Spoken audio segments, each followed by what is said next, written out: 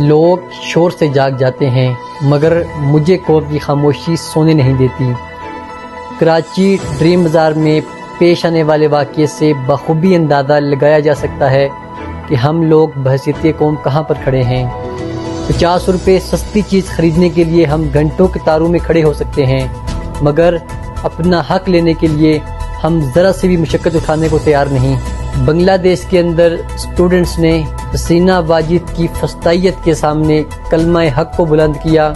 جن جامعات کے اندر تلاوت پر پابندی تھی آج وہی جامعات نعرہ تکبیر کی آواز سے گونج رہی ہیں۔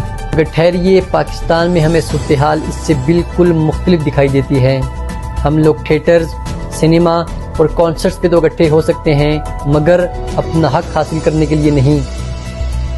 بجلی کے بلوں میں اضافے کی بات ہو یا ناجائز ٹیکسز کی، صحت کی سہولیات کی محرومی کی بات ہو یا تعلیمی نظام کی، نااہل بیوروکریسی کی بات ہو یا کراپٹ حکمرانوں کی، ہم کسی بھی پلیٹ فارم پر اپنا حق لینے کے لیے آواز بلند کرتے نظر نہیں آتے۔